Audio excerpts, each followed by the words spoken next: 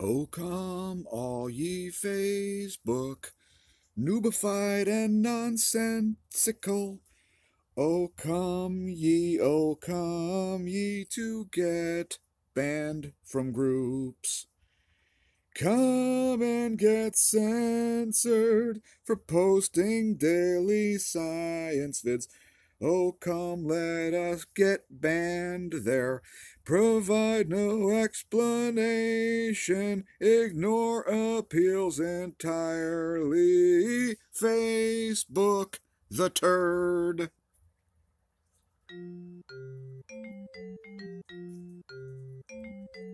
Looking at the sun in 94 angstroms, I think we may have a Borg cube in the foreground there. Look at the first few frames as when it repeats.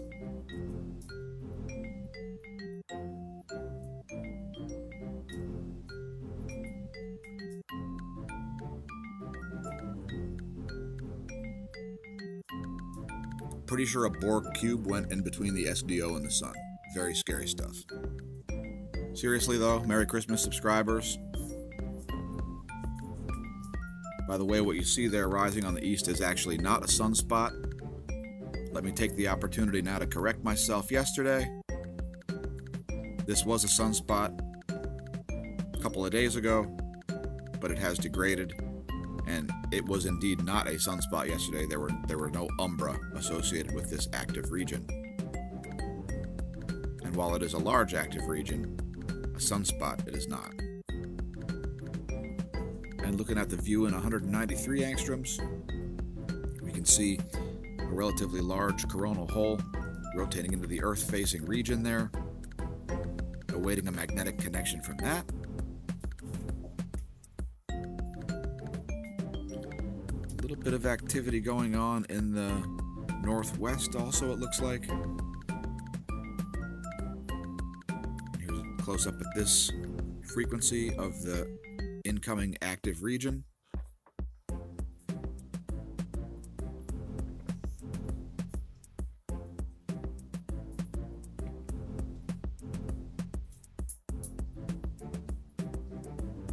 Here's the view at 171 angstroms, which will show you all the magnetic looping that's going on over there.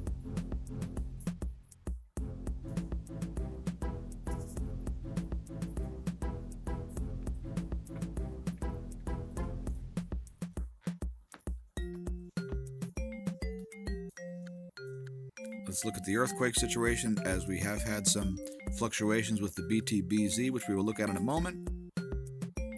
Negative BZ is often associated with earthquake activity.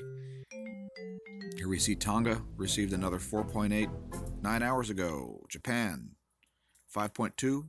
By the way, that Tonga quake was at depth. They should remain on alert for a low level 5.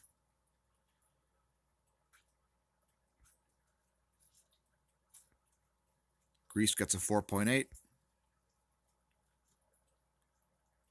Puerto Rico gets one that looks like it went down in depth, actually.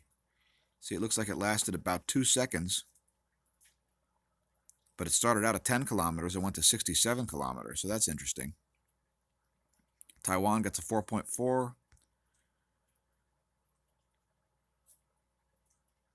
Mexico gets a 4.2. Indonesia gets a 5.3. Not super high levels of earthquake activity there. Moving on. This clown, charged with grabbing some guy's junk. It's official. It's a felony.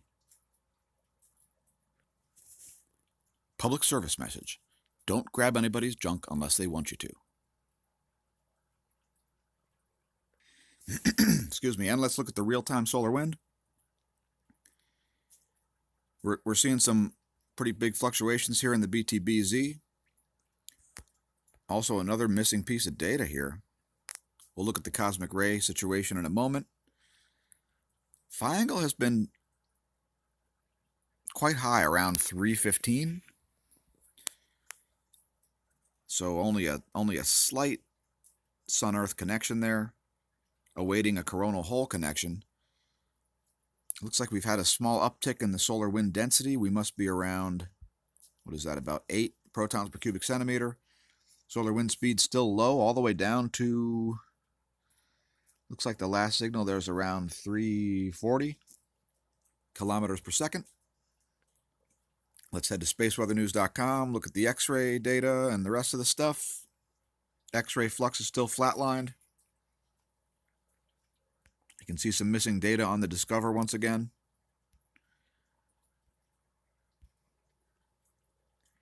Magnetometer's got a little downward spike there. This is a pretty normal range for the magnetometer. KP index fluctuated up to 2 and then back down to 0. Now, I bring your attention to this. This is a model, an estimation again. Keep in mind. Now, check out this pane right here. You see the white line is the heliospheric current sheet, and the Earth will be passing that. It looks like the crossover is predicted to occur tomorrow evening. At some point tomorrow on the 26th, it looks like the Earth will cross the heliospheric current sheet. Also, you can see some pretty big perturbations in it in this. And that situation looks similar to the one that we saw back on November 11th. So we'll be keeping an eye on that, as it should affect geomagnetism and the magnetosphere. You can see a small dip in the electron flux. Nothing too extravagant there. Pretty much no charging hazards. And the F2 layer is looking fairly normal, save for this spot here, which is looking a little bit on the discharge side. And again, it's going to create a significant charge disparity as the sun gets to that area.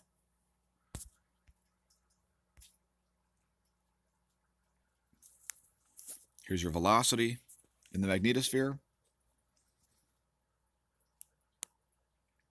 Note the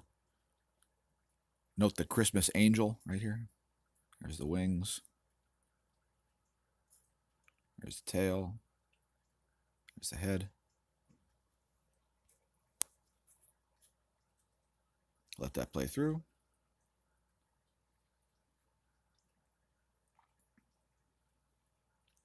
It's very weak, by the way. Looks like there's a small velocity eddy happening right by the magnetotail there.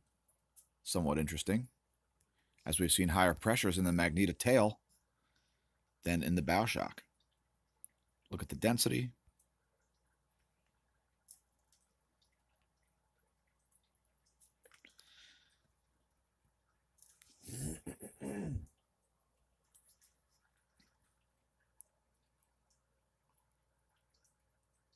Some little fluctuations happening there toward the end.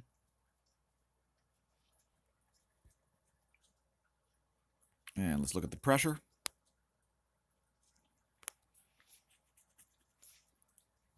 Again, keep in mind the heliospheric current sheet is up here right now. Tomorrow it's going to be down here.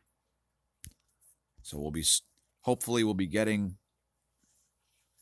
images from this exact page showing that occurring. It should be really obvious when it happens. And we're going to document it.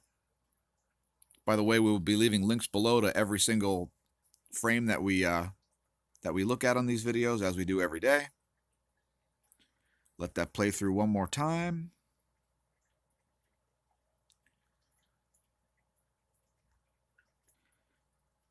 By the way, if you'd like to try out some alternative social media platforms, highly recommend Minds.com. We have a page there, minds.com/smashomash. Here's our page. We try to make all our branding look the same, so it's easy to recognize us. By the way, we've got less subscribers, but we've got 393,000 views, approaching 400,000 views on Minds. So, also, Minds will not censor you, and you have the ability to earn cryptocurrency in the form of Ethereum as a reward for posting, and you can also use it as a means of exchange within the platform. Minds.com/smashomash. Check it out. Zero censorship, or a very, very small amount of censorship. Basically, on Minds, you can say whatever you want, no matter how moronic it is. And yes, it's an eagle screaming in my face and me yelling back.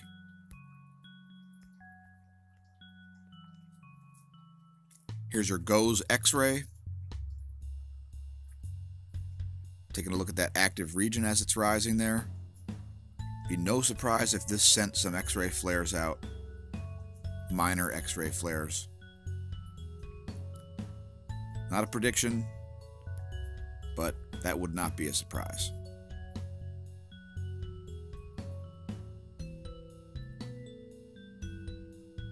Surprising that it's not actually brighter yet in the X-ray, because it's quite a large active region. And checking out the LASCO C3, we do see a small coronal mass ejection coming out of here. Totally not Earth-facing. Looks like it's something at about a 90-degree angle to the Earth. And there's your coronal mass ejection. Along with, it looks like a CCD bakeout when the charge couple device shuts itself down.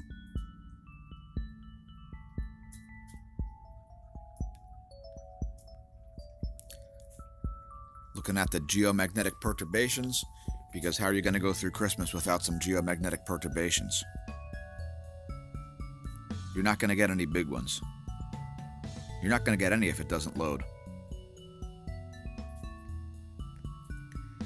And there you go. We'll let that play through.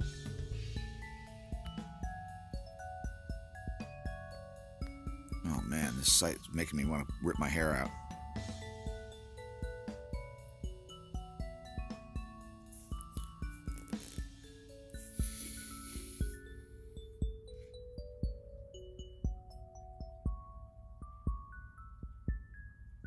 Not a lot going on.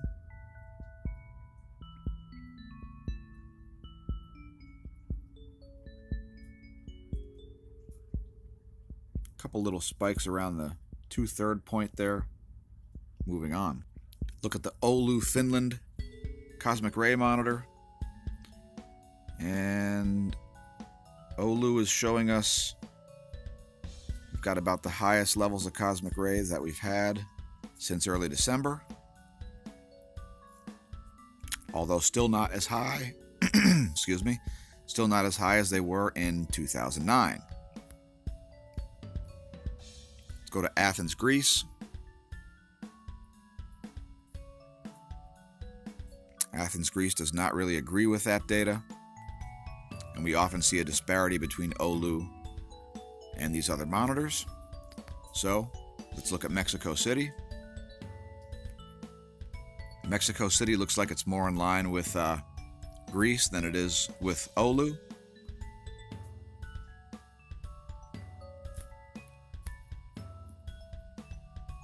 And Moscow pretty much agrees with Oulu. So that's interesting there. Perhaps there's some sort of a correlation because of their proximity to the North Pole, something like that. We'll be watching it on a regular basis. I mean, perhaps those cosmic rays are some sort of a predictive factor there, who knows?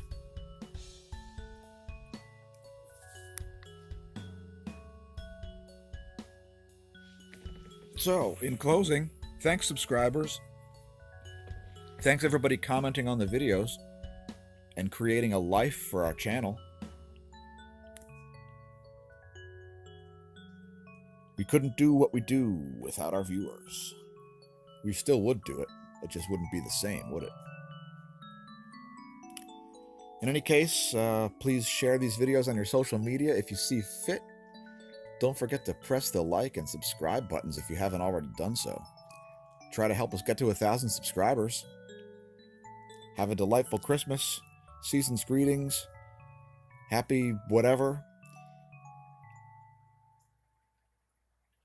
And remember, on your way correlating cosmic rays to cloud nucleation, don't drink. And if you drink, don't drive.